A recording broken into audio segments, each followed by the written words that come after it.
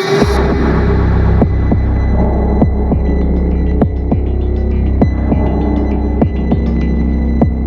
आज के सेशन में हम यहाँ पर देखेंगे कि मैन कमांड का यूज़ करके कैसे हम यहाँ पर हेल्प ले सकते हैं। तो बहुत ही सिंपल कमांड है, उससे सारी कमांड के बारे में आप जान सकते हैं कि उनका यूज़ क्या है। तो आपको लिखना है मैन स्पेस आपको जो भी कमांड। तो सबसे पहले मैं आपको जो दिखाऊंगा वो हायरार्किकल दिखाऊंगा, यानी जो हमने लास्ट सेशन में हायरार्किकल फॉर्मेट पढ़ा था उसके बारे में। तो मैं यहाँ पे लिखूंगा HIER and then press enter.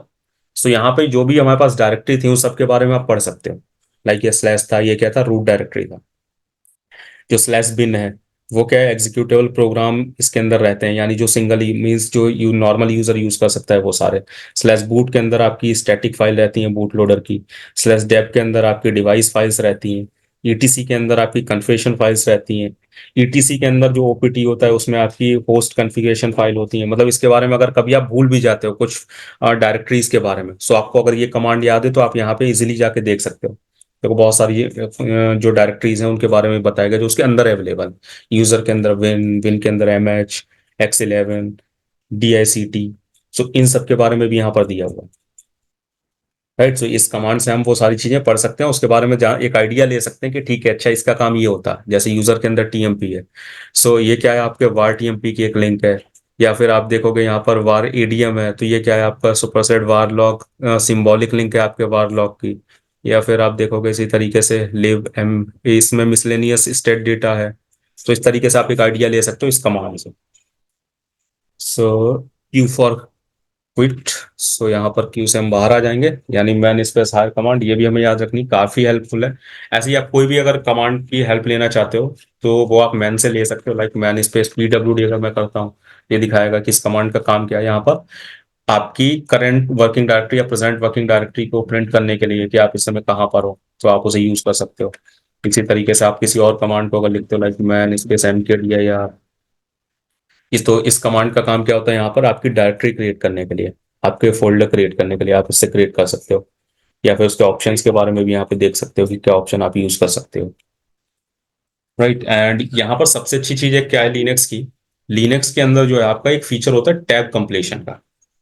Tab completion means क्या है कि अगर आप कभी कमांड या आप डायरेक्टरी का नाम थोड़ा भूल भी जाते हो, आपको स्पेलिंग मिस्टेक होने से ये बचाता है। लाइक जैसे अगर मैं यहाँ पर लिखूं CD स्पेस एंड मैं डाउनलोड्स में जाना चाहता हूँ, सो मैं यहाँ पर डाउनलोड लिखता हूँ लेकिन मैं स्पेलिंग भूल गया, मुझे डाउनलोड्स की स्पेलिंग नहीं याद है। सो मैं थोड़ा सा हिंट दूंगा यहाँ पर एंड देन मैं टैब प्रेस करूंगा, सो ऑटोमेटिकली कंप्लीट कर लेगा यहाँ पे।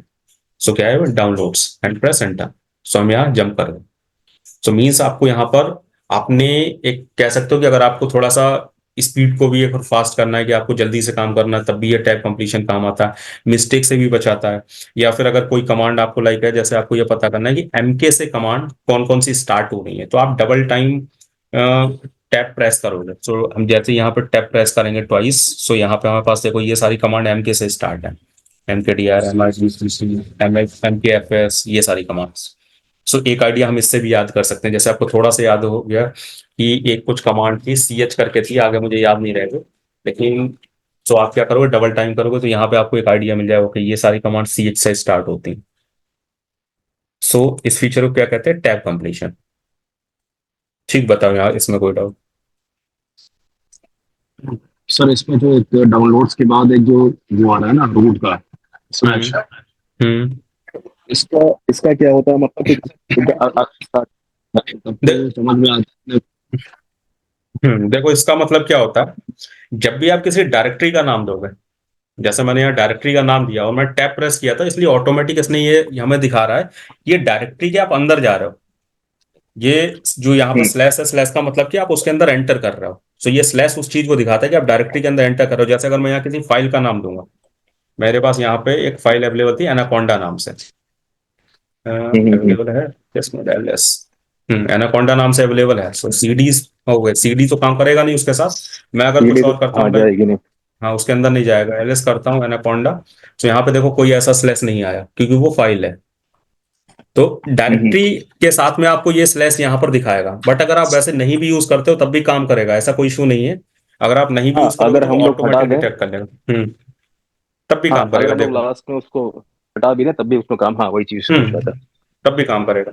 बट जब आप टैब प्रेस करते हो ना, तो ऑटोमेटिक ऑपरेटिंग सिस्टम वहां पे ये चीज आपको शो कराता है कि आप उसके अंदर एंटर कर रहे हो। हम्म।